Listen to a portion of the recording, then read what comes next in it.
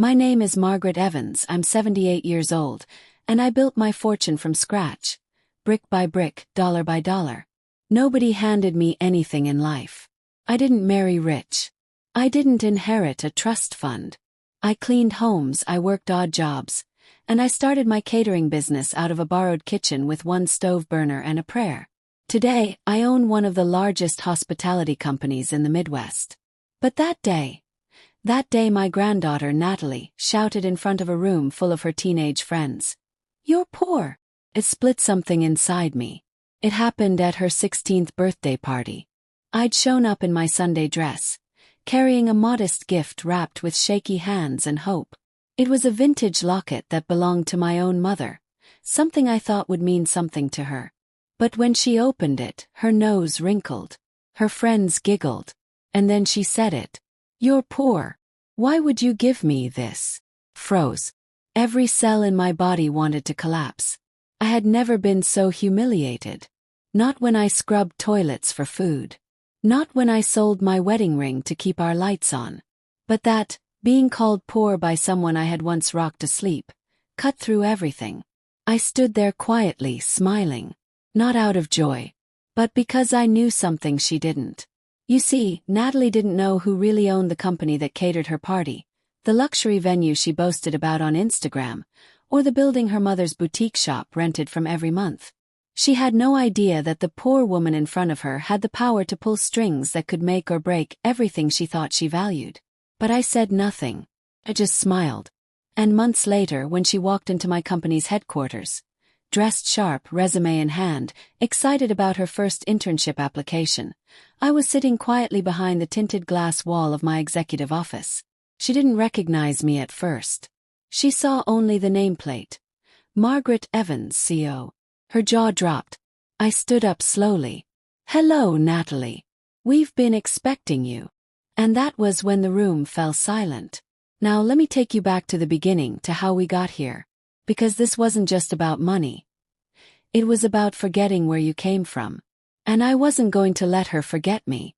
Let me show you how a smile can hide a storm. Let me tell you where it all began. I was born in a small Ohio town, where people left their doors unlocked and lived on borrowed sugar and worn-out dreams. I married young. Too young. Henry Evans was charming, strong, and clueless about ambition. He thought the world owed him something, while I believed you had to earn every inch. We had one daughter, Samantha. My whole world. I worked 3 jobs to keep her in school, while Henry drank our future away. He died before he turned 45, a heart attack from stress, or so the coroner said. But I think it was regret that killed him. I started my catering business with $50, a second-hand oven, and pies that reminded people of their mothers. Word spread fast. People came back. They told their friends. Eventually, I opened a little storefront. Then another. Then a full kitchen. And then one day, I bought the building. Samantha married well. Or so I thought. Her husband, Daniel, was all about appearances. They lived in a suburb where HOA letters were treated like commandments, and your car had to match your mailbox. They had Natalie late in life. By then, my company had grown. But I never flashed wealth. I still wore the same Sunday hat. I still drove my old Lincoln. I didn't need people to know what I had. But Natalie, she started changing around age 14. She became cold, entitled. She rolled her eyes when I talked about history or work. She called me old-fashioned. And then, her parents started hiding me from her life. No invites to school plays, no more family dinners. But I still loved her. Every bit of her. Even when she stopped saying, "I love you" back. I watched from a distance. I donated to her school anonymously. I bought her mother's store lease outright and charged her pennies in rent. I funded Natalie's summer camp. Birthday parties. Oh, they thought it was just luck. A generous landlord. A secret admirer. I never corrected them. Until that birthday party. That moment. That insult. The word poor hung in the air like a slap. Not just to me but to everything I had overcome. My legacy. My fight. Her friends laughed. Someone even took a video. I didn't ask to see it. I just handed her the locket back and said gently, "Someday you'll understand." She didn't even look at me when I left. 2 months passed. Silence. And then one morning my HR manager buzzed into my office. "Ma'am, we have a Natalie Evans here to apply for the new internship program." I nearly dropped my coffee. There she was, fresh-faced, confident, unaware that her fate now sat in my hands. I watched her from the security camera for a full 5 minutes. She was chewing gum, smiling to the receptionist, bragging about her family connections and how easy this would be. She had no idea she was walking straight into the lion's den. My den. And I wasn't going to roar. I was going to let her learn. Because sometimes the best lessons aren't taught with anger, but with silence, with kindness, with consequence. As I stood behind the glass, she turned. She saw the name. She read it again. Margaret Evans. Then her mouth opened. Slowly. I pressed the intercom. "Send her in." And just as she stepped into my office, she whispered under her breath, "No way." I smiled again. But this time it wasn't out of pain. It was because I knew. She was about to see who she had called poor. And this was just the beginning. Backhand index pointing right if this story already has you hooked. Don't forget to like, comment, and subscribe. The truth behind the smile is just getting started. Natalie stepped into my office as if the air had gotten heavier. She looked around at the sleek black and gold interior, the wall of awards, the framed photo of me shaking hands with a former governor, and then finally, at me. "Grandma?" she asked, her voice like a stranger testing the waters. I folded my hands on the desk and nodded slowly. "Please have a seat." She did, carefully, like she expected the chair to melt under her. I watched the questions flicker in her eyes. What is this? Why didn't I know? Why didn't Mom tell me? I didn't answer them yet. I needed her to squirm. I opened a leather folder and scanned her resume. It was clean, generic. A few extracurriculars, one summer at a frozen yogurt shop, and a GPA that told me she was used to doing just enough. "You want to be part of our management training program?" I asked without looking up. She nodded. "Yes. I love business. I want to learn how to run things." I thought this would be a good place to start. I tapped my pen on her name. "And did you know who ran this place before you applied?" Her throat bobbed. "No." "Interesting," I said. She shifted in her seat. I didn't know. I swear, Grandma. I wouldn't have." "Wouldn't have what?" I leaned forward. "Wouldn't have applied. Wouldn't have called me poor in front of your friends." Her mouth dropped open and color flushed her face. "I didn't mean it like that.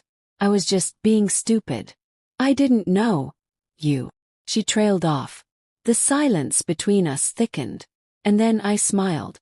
That same smile I wore at her party. Because this wasn't about making her cry. It was about letting her see the mirror. "You'll start Monday," I said, standing. "You'll wear a uniform like everyone else. You'll clock in. You'll clean. You'll file. You'll shadow line supervisors and serve on your feet at events. You'll earn every task." She blinked. "Wait, I thought this was a management internship." "It is. And management starts at the bottom here. You want to lead people. Learn what they do first." "But," I handed her the official packet. "Or you can walk out now." She clutched the packet with both hands, face pale, voice small. "No. I'll do it." I opened the door for her. "See you Monday." She walked out stiffly, like her legs barely worked. My assistant closed the door behind her and turned to me with a raised brow. "She didn't know." I shook my head. "Nope. But she's about to learn everything." Because this was only the first step. Natalie needed to understand that respect isn't given based on wealth. It's built one act at a time. And sometimes the richest lessons come from humility. Over the next few days I prepared her schedule. She'd be assigned to every gritty department. Laundry, warehouse, delivery, event prep. No special treatment. I made sure she'd be mentored by people who didn't know who she was. People who'd judge her work, not her last name. And when Monday came, Natalie showed up. Ponytail, basic sneakers, plain polo shirt, not a designer label in sight. She didn't even look up at my office. Her journey had begun. But she didn't know the storm waiting for her inside those kitchens. The friction, the embarrassment, the reflection. And neither did I know the twist that would come next. Because just as I was settling in for the quiet satisfaction of a lesson well taught, I heard something that made my stomach drop. One of my senior staff had recognized her and leaked her identity. The rumor was spreading. And that meant Natalie's story was about to get far more complicated. Backhand index pointing right. What would you do if your grandchild disrespected you, only to walk into your company as a job applicant? Stay tuned for the next chapter. Like, comment, and subscribe if this story has you hooked. The first week of Natalie's internship unfolded like a slow-motion collision between entitlement and reality. And I watched it all. From the security feeds, from staff feedback forms, from whispered updates from supervisors who didn't yet know her full identity. She started in the warehouse. Day 1, she had to learn how to inventory linens and stack crates in the storage room with old fans buzzing overhead and no air conditioning. She showed up in spotless sneakers and left with them soaked in sweat and grime. She didn't complain. Not out loud. But her posture screamed defeat. Still, she returned the next day. And the next. That I'll give her. But on Thursday something shifted. Leak. I was in the executive lounge having tea when my logistics manager, Ron, knocked on the door. "Ma'am," he said carefully, "I thought you should know. The interns are talking. Someone figured out Natalie's your granddaughter. It's spreading fast." I sighed slowly and set my cup down. "Who told them?" He looked uneasy. "We think Carla might have said something, our events supervisor. She recognized her from that boutique launch your daughter had last year. Word's out that she's your privileged little heir. Some of the team's not too happy. Of course Carla. Always sharp-eyed, always whispering at the wrong time. This wasn't good. I'd carefully planned Natalie's internship to be anonymous, to strip away any comfort she could fall back on. Now the veil was ripped, and the wolves had caught scent of blood. By afternoon it started to show. Natalie was quieter, more hesitant. She dropped a tray of stacked napkins in the laundry bay, and 2 of the interns, boys with more street smarts than tact, laughed loudly. "Oh look, Sio's princess can't fold cotton." She didn't respond. She just bent down to pick everything up. By Friday morning, one of my senior event planners, Mrs. Jenkins, a woman who'd worked with me for over 30 years, called me directly. "Margaret, you know I love you," she said gently. "But you need to come see this for yourself. That girl is drowning." So I did. I didn't warn anyone. I left my office, took the service elevator, and walked into the back prep area of our downtown ballroom. The place buzzed with motion, flowers being arranged, lights tested, dishes plated. And there she was, Natalie, on her knees, cleaning a spill someone had pointedly ignored. Her hair was frizzed with heat, her shirt clung to her back, and her hands trembled slightly as she scrubbed the tiled floor with a cloth. No gloves, no help, just the occasional snicker from behind her. My heart clenched, but I didn't step in. Not yet. I waited until the event was finished, the guests were gone, and the staff was cleaning up. Then I called for a team meeting and asked Natalie to stay behind. She stood eyes wide. Her voice cracked when she asked, "Am I in trouble?" I looked her straight in the eye. "Why would you think that?" "I don't know," she whispered. I know people are talking. About you. About me." I nodded slowly. "They are. And I'm letting them." She blinked. "What?" "Respect is never handed out for free, Natalie. You called me poor in front of your friends. Now you're learning what poor actually feels like. But I didn't bring you here to punish you. I brought you here to find something you lost." She frowned. "What did I lose?" "Gratitude," I said simply. "Work ethic. Roots." She looked down. I wasn't finished. "But I made a mistake too. I didn't tell you the truth about who I am. I let you believe I was something less because I wanted to be loved for who I was, not what I had. Tears welled in her eyes. Grandma, I'm not asking you to be perfect, I said. But if you want to stay here, you will work. You will face every whisper, every sideways glance, and you will rise above it. Not because of me, but because of who you want to become. Her chin lifted slightly. Her eyes were still shiny, but her voice was steady. I want to stay. Good. Then you'll be starting in the dish room next week. 12-hour shifts. No air conditioning. She swallowed. Okay. As I watched her walk away, I knew this wasn't over. Not by a long shot. The staff didn't hate her. Not really. But they were watching, waiting, testing. And if she failed, it wouldn't be on them, it would be on me. The next chapter in her journey would be harder. But it was necessary. I wasn't prepared for what came next. Because the person I least expected to interfere suddenly showed up in my office unannounced. My daughter, Samantha. And she didn't come to thank me. She came to warn me. Backhand index pointing right, is Natalie strong enough to rise? And what secret is Samantha hiding? Don't miss the next chapter. If you're loving this story so far, like, comment and subscribe. The lesson is just beginning. Samantha stormed into my office like she owned the building. Her heels clicked with fury, her designer bag slung over one shoulder, lips tight, and eyes already laced with blame. She didn't knock. She didn't pause. She just barged in like I had personally declared war on her family. Mom, she snapped, slamming the office door shut behind her. What are you doing to Natalie? I leaned back in my chair, slow and calm, the same way I did when vendors used to threaten to pull out of contracts. Good afternoon to you too, Samantha. Don't, she barked. Don't play the cool matriarch right now. I just got off the phone with my daughter, crying, humiliated, telling me you've thrown her into dish pits and warehouse floors. What kind of lesson are you trying to teach her by breaking her down? I didn't answer right away. I looked her over. Impeccably dressed. Nails done. Jewelry tasteful but expensive. Everything curated. Just like how she'd curated her life to erase where she came from.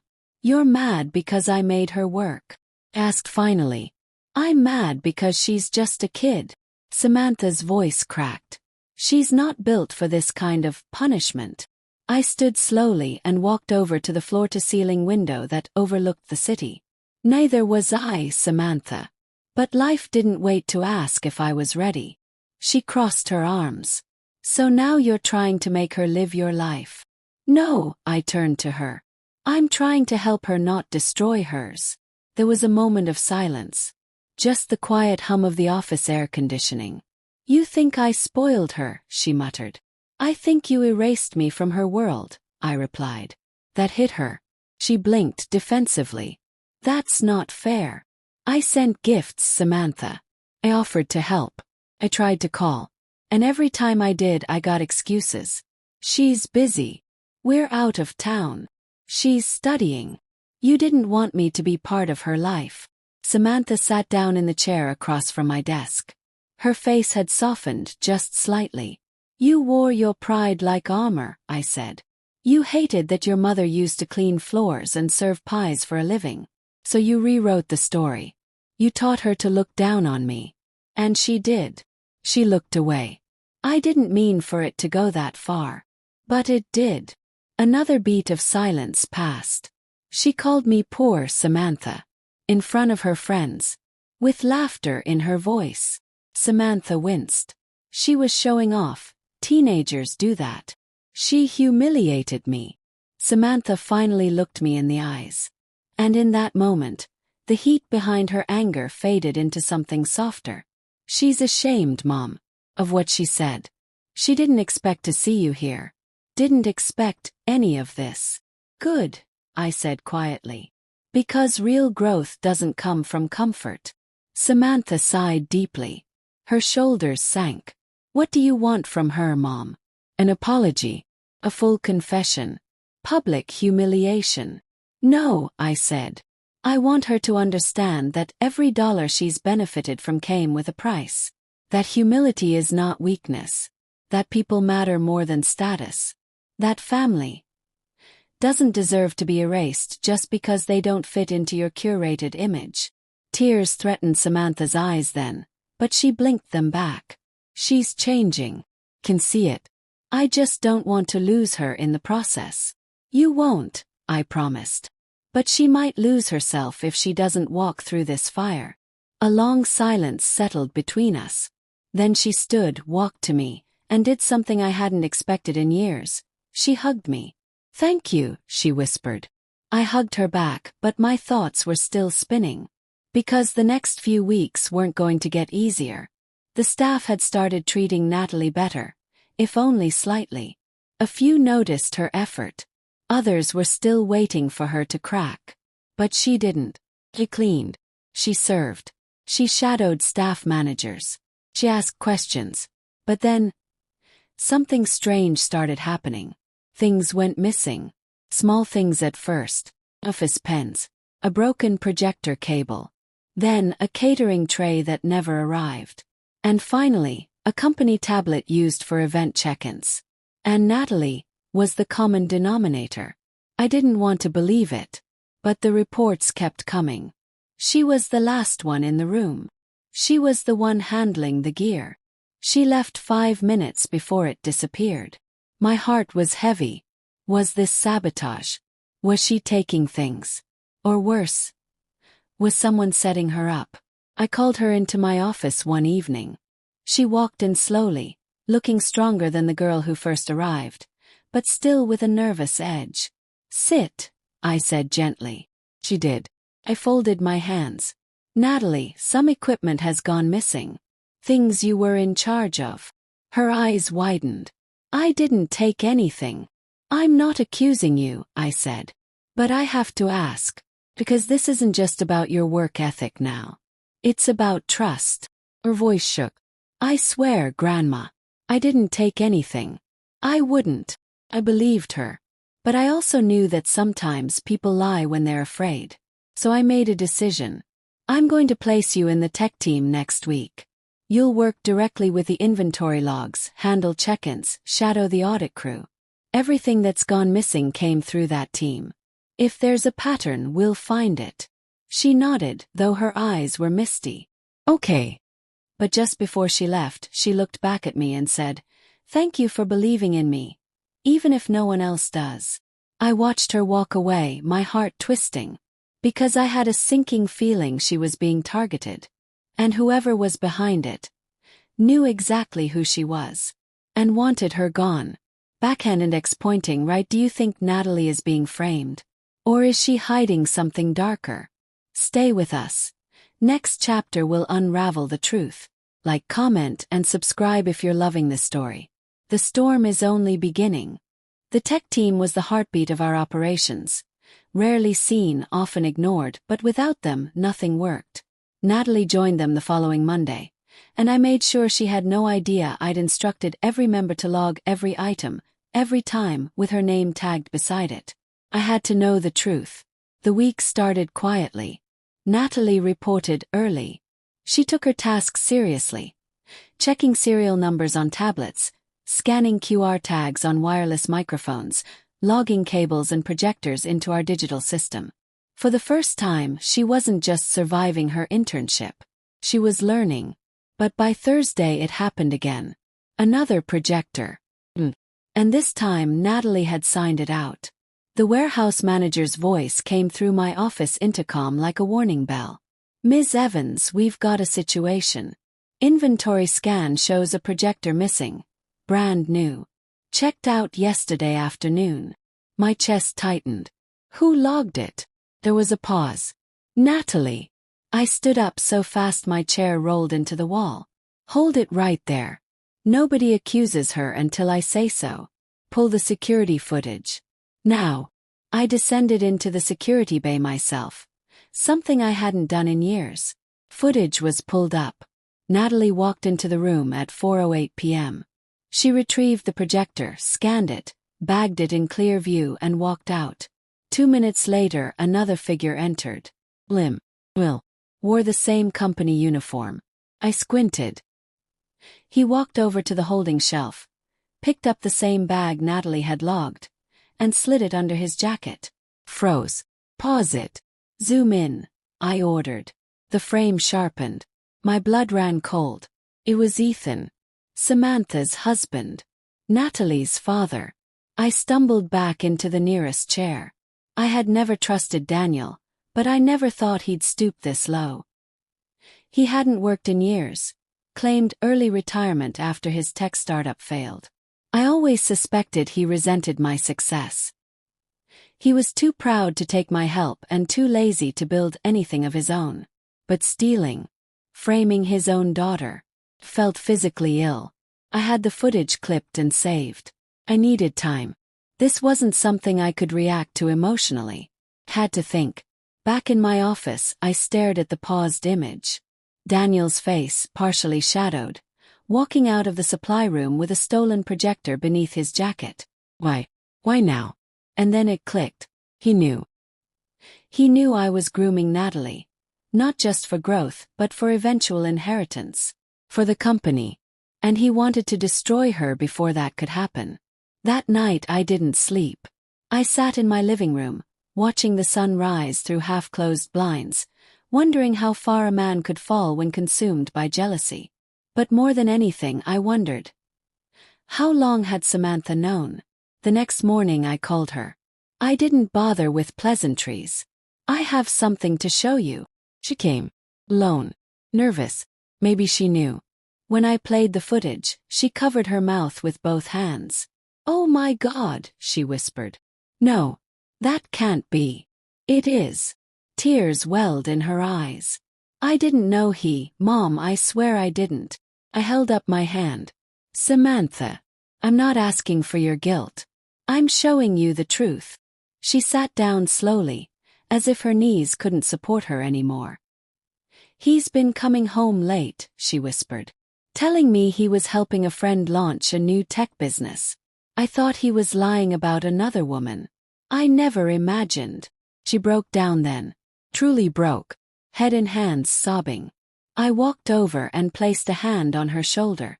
Your daughter is being framed by her own father, I said gently. And if I hadn't checked the footage, she'd be packing her things right now, branded a thief for life. Samantha looked up at me, makeup smeared, eyes hollow. What do we do? She asked. We don't do anything, I said. I do.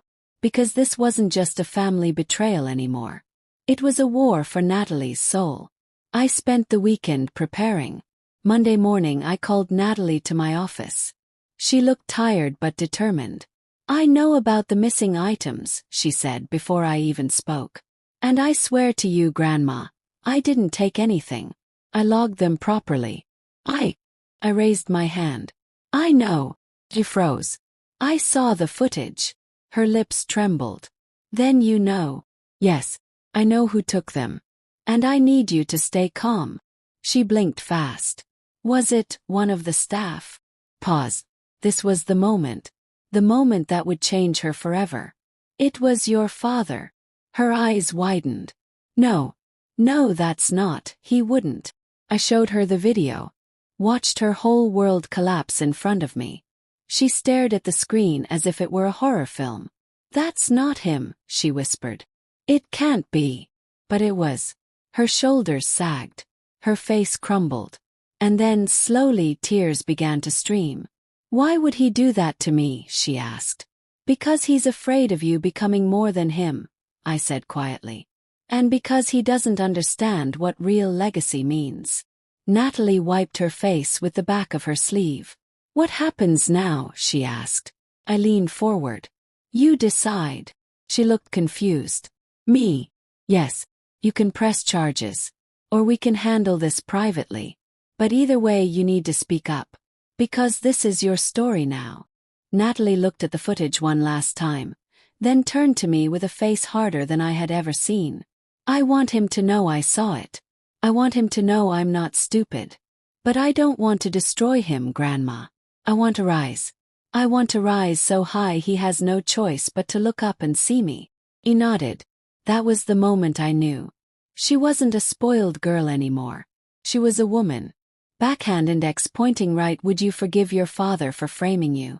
Or would you seek justice? The next chapter reveals how Natalie rises. Don't miss the next chapter. Like, comment, and subscribe. This story isn't done surprising you. The air in my office was thick with everything unspoken: betrayal, strength, pain, and the aching weight of family secrets. Natalie sat across from me, her fists clenched, her knuckles white, eyes red from crying. But something had shifted in her. She wasn't just the embarrassed teenager anymore. She was becoming a woman forged by truth. "I won't press charges," she said again, her voice clearer now. "Not yet. But I want to handle this my way." I leaned back in my chair. "Then you'll need a plan. You can't just walk into your parents' home and scream the truth. It'll backfire." She nodded slowly. "I know. I've already decided." I watched her with new eyes. She had that same quiet resolve I saw in my own reflection at her age. Back when I was hustling pies door to door with a baby strapped to my back. "What's your plan?" "Yes." She looked up. "I want to earn my place here. Really earn it. Let him see that the daughter he tried to break is stronger than the man he's become." I smiled, proud but still cautious. "That's a tall mountain." She looked me in the eye. "Then I better start climbing." That week, Natalie worked harder than I'd ever seen anyone in her position. She volunteered for double shifts. She learned every department's operations like her life depended on it. No one dared to mock her anymore. Not because they knew who she was, but because they saw what she did. But behind the scenes I moved too. I quietly restricted Daniel's access to anything connected to our company assets. Every backdoor business account, every tech vendor we used, every warehouse door code he might have had, locked and changed. No drama. No explosions. Just silence. The kind that makes a guilty man squirm. Samantha, for her part, was quiet and distant. She'd gone back home, but something in her had fractured. She stopped returning Daniel's calls. She canceled family dinners. She told me she was figuring things out. I didn't press. I knew too well how long it took to dig your way out of a marriage built on lies. Then came the company's annual gala. It was the biggest event of the year, an evening of elegance, awards, and legacy. I had never planned to invite Natalie to the head table. But this year, I did. And not just as a guest. As a speaker. She resisted at first. "I'm not ready," she said. "People still think I'm just the CEO's granddaughter." "That's the point," I said. "It's time they see you're more than that." The night of the gala arrived, bathed in golden chandeliers and whispered gossip. Executives from all over the state flew in. Industry leaders, partners, even competitors. And Daniel, he showed up uninvited. I saw him from across the ballroom in a sharp tux, drink in hand, acting like he still had influence. He didn't approach me. But when Natalie stepped onto the stage, his glass froze midair. She looked radiant, not in a designer-drenched way, but in how she carried herself. Confident, unbothered, strong. She took the mic and cleared her throat. "Good evening, everyone. I'm Natalie Evans, intern and training manager under Lawson Hospitality. Some of you may know my last name. Some of you may not. But what matters tonight isn't who I'm related to, but what I've learned." I pause. I started here because I needed experience. But I stayed because I found something I didn't know I was looking for. Purpose. Guests leaned forward. "I've scrubbed floors. I've managed back-end inventory. I've made mistakes. And I've learned more in these months than I ever did in 4 years of college. And none of that would have been possible if someone hadn't believed I could become more than my worst moment." She glanced at me then. I fought back tears. "I called my grandmother poor once," she said. The room gasped. "It's something I regret every day. Because now I understand. Poor isn't what you have. It's what you give away when you stop appreciating the people who built the ground you walk on." There was a beat of silence. Then a wave of applause. I stood and clapped. So did everyone else. Except Daniel. He sat frozen, eyes hollow. After the event, he tried to approach her. I watched from a distance, every muscle in my body tensed. "Sweetheart," he said, reaching for her arm. She stepped back, firm and poised. "I know what you did," she said, quiet but clear. "I saw the footage." He paled. She didn't let him speak. "I'm not going to ruin you. I'm not going to scream. 'Cause I'm not you. But I'm done pretending you didn't hurt me." Daniel's mouth opened, but no words came. "You tried to break me," she added. "And you broke yourself instead." She turned and walked away, leaving him standing in the middle of the ballroom like a man without a shadow. The next day, Samantha filed for separation. Daniel left the house. And Natalie. She showed up at work, early again, with a notebook full of ideas. "I think I'm ready," she said, sliding it across my desk. Opened it. Inside were layouts, process improvements, customer experience tweaks. Dozens of ideas she'd compiled during her internship. I looked up at her. "I want to start something under your company," she said. "A youth hospitality branch. Train teenagers in real-world skills. Cooking, service, etiquette. Like you did with me." My throat caught. This wasn't just redemption. It was legacy. "You'll lead it?" "Yes." She smiled. "Yes, ma'am." Smiled back. But just as we were sealing the moment, my assistant burst in, face pale. "Ma'am, there's a problem." "What now?" "Yes." She held out her phone. "There's a video circulating. Someone leaked the security footage of Daniel stealing." My heart dropped. Had gone public. And the timing. Explosive. Because tonight, our company was being considered for a government contract worth millions. And a scandal like this could burn it all down. Backhand X pointing right just when peace arrives, a storm brews again. Can Natalie and Grandma protect everything they've built? Stay tuned for the next chapter. If you're moved by this journey, like, comment and subscribe. The final chapters are coming, and they'll change everything. The leaked footage hit the internet like wildfire. By noon, it was trending on local business blogs. By evening, national headlines began to nibble at the edges. CEO's son-in-law caught on camera stealing from family empire. Lawson hospitality scandal could threaten multi-million-dollar government contract. My phone buzzed non-stop. Journalists, board members, clients, even former staff reaching out to ask for statements, for clarity, for gossip. I ignored most. I needed calm, not chaos. Natalie, however, looked like she'd seen a ghost. "Grandma," she whispered, holding her phone. "I didn't leak it. Swear." Kept the footage locked. "Only you, me, and HR." I raised my hand gently. "I believe you. But someone wanted this out." He nodded. "Or someone wanted to destroy us before the government contract announcement." He paled. "What if we lose everything?" she asked. I looked out the window toward the skyline. "Then we start again. That's the thing about building something with your hands. You always remember how." Still my chest ached. This wasn't just a PR nightmare. It was personal. My family's fractures were now public spectacle. Our integrity questioned. Our future vulnerable. At 7 p.m. I got a call from the state contract committee.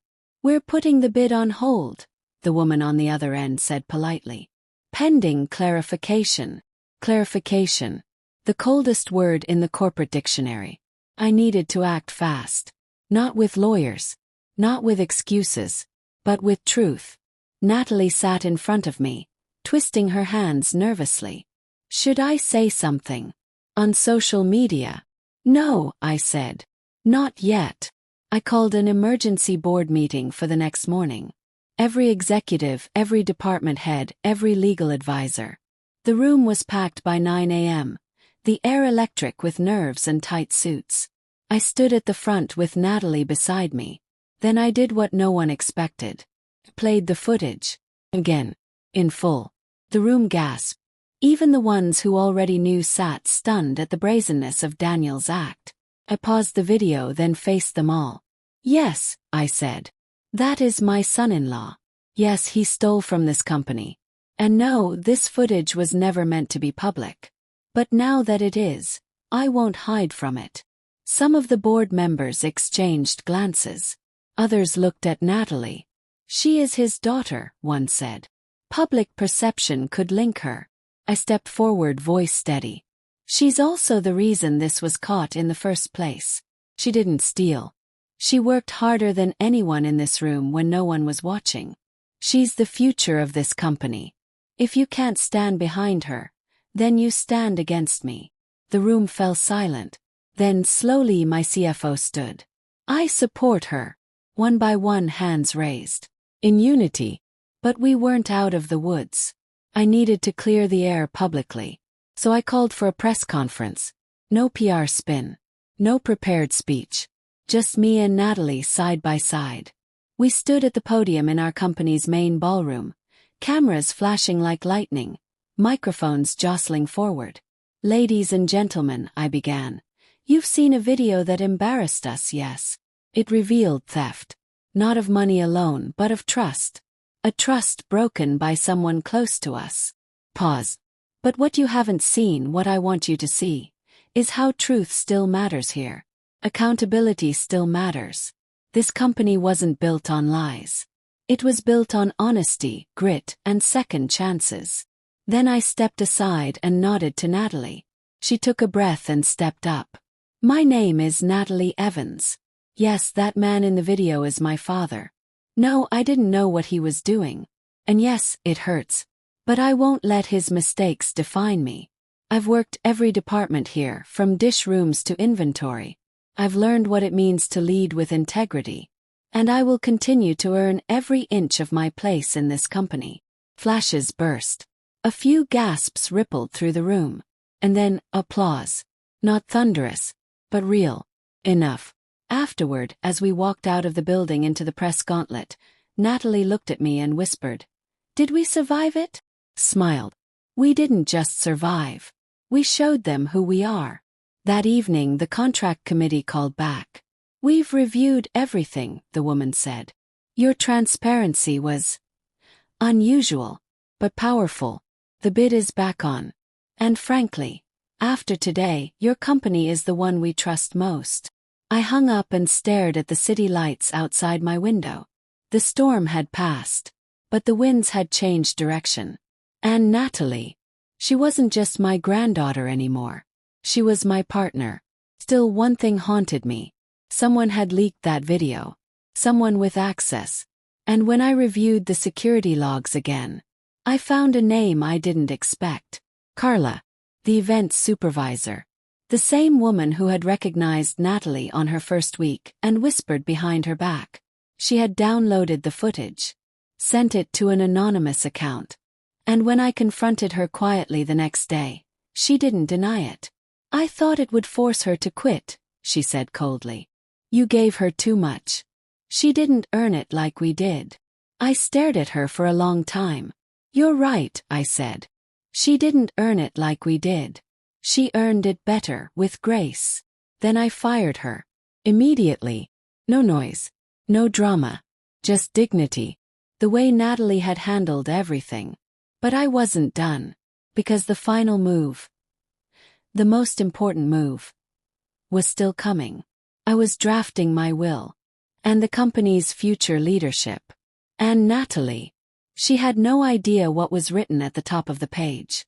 Backhand index pointing right, the family storm may be over, but the final legacy has yet to be revealed.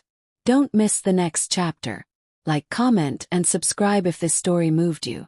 The ending will leave you breathless. The ink on my revised will was still drying when I sat in the quiet of my study. The lights low, my heart heavy but clear. I had made my decision. After nearly 5 decades of building this company from scratch, through sweat, tears, betrayals, and backbreaking days, my successor would not be someone picked by convenience or tradition. It would be someone who had earned it with humility. Natalie. I had written it clearly. Upon my passing, all controlling shares of Lawson Hospitality shall be transferred to Natalie Evans, who will serve as Chief Executive Officer, effective immediately. I had also included a letter. Not legal but personal. One she would read when the time came. But before that moment she needed to know now, while I was still standing. Called her to my home. She arrived in jeans and a turtleneck, hair in a bun, with the same leather notebook under her arm. "Did I do something wrong?" she asked, slightly anxious. "No, child," I smiled. "You've done everything right." She followed me to the back porch where the magnolia tree her mother planted as a girl still stood strong. I poured 2 cups of tea, the way I always did with guests I respected. She sat down, blinking, unsure of why I looked so serious. "Do you remember the first time I held you?" I asked softly. She nodded. "No. But Mom has pictures. You were crying." "I was," I chuckled. "Because I looked at you and prayed that this world wouldn't break you." She lowered her gaze. "But sometimes," I continued, "the world has to crack you open to let the light in." She looked up again, eyes full of emotion. "Is this about Dad?" "In part," I said. "But this is bigger than him." I reached into the folder beside me and slid out a thin envelope. Her name was written in blue ink. Natalie took it cautiously, unfolded it slowly, and began to read. Her lips parted as her eyes moved across the page. Her hands trembled. You're making me CEO," she whispered, tears rising instantly. "Eventually," I nodded. "Not today. Not tomorrow. But the structure is in place. The team knows. The board is aligned. When the time comes, it will be yours." She stood up. "Grandma, I'm not ready." "Neither was I replied. "Not when I started. Not when I buried your grandfather. Not when I signed my first big loan. Readiness doesn't come first. It comes after you begin." She sat again, breathless. "I thought you hated me after what I said that day." "I did," I smiled gently. "But I hated the version of you that didn't know better. Not the girl you are now. You grew. Changed. You owned your mistakes. That's what leadership is." "But I made so many errors," she whispered. "You think I didn't?" "Yes. I once dropped a whole tray of lasagna on the mayor's shoes. I once hired a man who stole thousands from me. I even once gave up Thanksgiving dinner with your mom to cater a wedding that never paid." She laughed weakly through her tears. I took her hand. "The difference is, got up. Every time. So did you." We sat in silence. "I don't want the money," she finally said. "I want the responsibility. I want to make this place better. For the staff. For the clients. For people like me who messed up and want another shot." "Then you already understand the heart of this business," I said. That evening we watched the sun dip below the trees, and for the first time in years I felt peace. But peace never stays long. That same night Samantha called me. Her voice was strained. "Mom," she said. "Daniel's gone." My spine stiffened. "Gone? What do you mean?" "I mean gone. He emptied his bank accounts. Left a note. Said he couldn't face what he did." My heart sank. I didn't hate Daniel. I hated what he'd become. But I never wanted him to disappear into the shadows of shame. "Did he say anything else?" "Yes. Only one thing," Samantha said, choking back tears. "He said, 'Tell my daughter she won.'" I sat with that for hours. Grief doesn't always come in death. Sometimes it comes when someone decides to vanish while you're still hoping for an apology. Natalie didn't speak when I told her. She simply nodded. A tear rolled down her cheek, but she didn't chase it. The next morning she returned to work early again. But this time something had shifted in her presence. She walked the hallways with quiet command, spoke to staff like a peer, shadowed a team of newly hired interns. She even took one aside who had spilled a tray in the lobby and whispered, "You'll get better. Trust me." She was becoming what I had once been. But more importantly, something I had never been. She was becoming herself. At the year-end board meeting I made it official. I stepped down from day-to-day duties. "I'll remain on as chairwoman," I said. "But the next generation begins now." There was a moment of hesitation in the room. Until Natalie stood. "I won't pretend I have all the answers," she said. "But I know the weight of this name now. I've worked beside the people who make it what it is. And I intend to honor every brick laid before me." Applause followed. But for me, it wasn't the clapping that mattered. It was the look on her face. Of ownership. Not of money. But of legacy. Later that night she returned home with me, sat at the kitchen counter and said, "I hope I can live up to what you built." I reached over and squeezed her hand. "You already have." Backhand index pointing right. If this story has touched your heart, showed you the strength in second chances, and reminded you that legacy is earned, not inherited, like, comment and subscribe. Because the journey of healing, truth, and transformation deserves to be shared. Weeks passed. Winter folded over the city like a soft, quiet blanket. But inside Lawson Hospitality's headquarters, everything was moving, transforming. Natalie's leadership had brought a new energy to the business. Fresh training programs, revamped intern curriculums, and a monthly ground floor circle, where every staff member could speak directly to management. I sat in the corner during those meetings, no longer in command but watching with the proud eyes of a builder handing off her tools to someone worthy. But as with all new growth, not everyone liked the change. One afternoon, my longtime legal counsel, Peter Mallory, requested a private meeting. He arrived with a manila folder in one hand and a strange tension in his usually casual smile. "What is it, Peter?" I asked as he sat down in my office. He slid the folder to me. "I think you need to see this before anyone else does." I opened it and froze. Inside were screenshots of emails. Internal emails. From board members. Plotting. Specifically, trying to leverage Natalie's recent promotion into an excuse to vote me out as chairwoman entirely. On grounds of legacy favoritism and instability due to recent scandals. "They've been talking behind your back for months," Peter said. "And now that the company's public image is stabilizing, they want to take control. They believe Natalie's still unproven. They want to install a neutral CEO." I stared at the names in the email threads. People I had trusted. People who had sat at my table. People I had mentored. The betrayal stung. Not because I was afraid of losing power, but because they underestimated the very woman I had passed the crown to. "What do they want?" I asked quietly. "A vote," Peter said. "Next week. They want to present it as a governance update. But you and I both know what that means." I closed the folder. "They're making a mistake." Peter nodded. "What do you want to do?" Thought about it. I thought long and hard.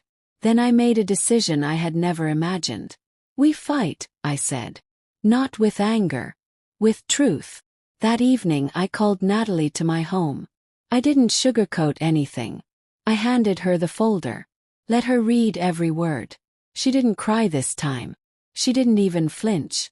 When she finished reading, she looked up at me, eyes burning with resolve. "Let them come," she said. "They don't know who they're dealing with." And so we prepared. Over the next 6 days, Natalie assembled a confidential dossier. She pulled performance reports from every department under her supervision, metrics that showed staff retention was up, client satisfaction higher than it had been in 5 years, and profit margins recovering at record speed. She also gathered testimonials from janitors, kitchen staff, event planners, delivery drivers, people who rarely got a voice in meetings like these. She built a wall of truth brick by brick. And then she did something even more unexpected. She invited the staff to the board meeting. Not just executives. Everyone. "We say this company belongs to the people," she told me. "It's time we prove it." The boardroom was full when the meeting began. Some members looked confused. Others angry. Few outright smug. "Let's begin," said Charles Benton, one of the old guard. "Today's meeting will focus on a necessary governance discussion. We believe the company's leadership should be reviewed, objectively, and that perhaps it's time for a more neutral corporate approach." Natalie stood slowly. "Thank you, Mr. Benton," she said calmly. "I prepared a few notes for this discussion. May I present?" He hesitated, clearly caught off guard. "Of course." Then she turned on the screen behind her and began her presentation. Slide after slide. Graph after graph. Quote after quote. Every word undeniable. She didn't just defend herself, she defended the company. She showed how her changes had improved morale, boosted retention, and even generated new partnerships. She introduced upcoming training programs that could be monetized externally. She outlined her roadmap for the next fiscal year. The staff clapped. Some board members exchanged nervous glances. And then she showed the testimonials. One after the other. A single mom from the dish room who now trained interns. A warehouse worker who'd been promoted under her revised schedule. Even clients sent video clips saying they hadn't felt this taken care of in years. When she finished, the room was quiet. And then she said, "You wanted a governance discussion. Here's mine. This isn't just about me. This is about what happens when a company remembers its soul. You're not just betting against me. You're betting against every person in this room." Thunderous applause erupted. And Charles Benton. He stood up. "I withdraw my motion," he said, voice gravelly. "I underestimated you." Natalie nodded. "I accept your apology." The meeting ended in triumph. But that night something else happened. Delivery arrived at my house. No return address. Just a small envelope. Inside it was a single photograph. Daniel. Living in a town in Florida. Working under a different name.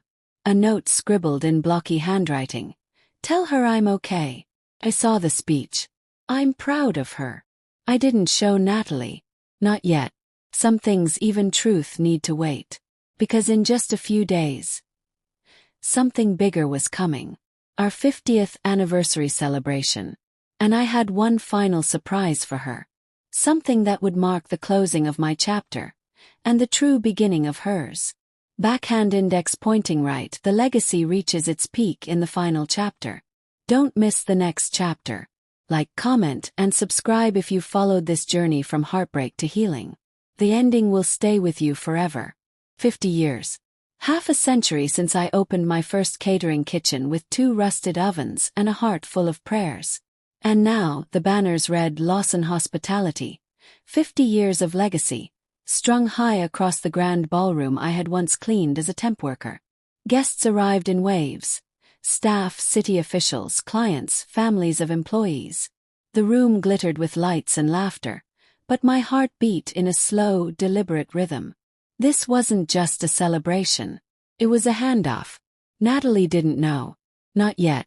She stood near the front entrance, greeting guests, hugging old staff, smiling like a leader who finally knew her own worth.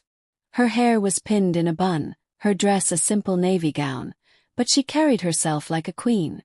I watched her, unseen for a moment, and whispered a quiet prayer. Let her stay good. When it was time for speeches, I stepped to the stage slowly, the applause warming me like sunlight through old windows. I took a breath and looked out at a crowd of faces who had walked beside me in this long journey. 50 years ago, I began. I started this company because I was tired of being invisible.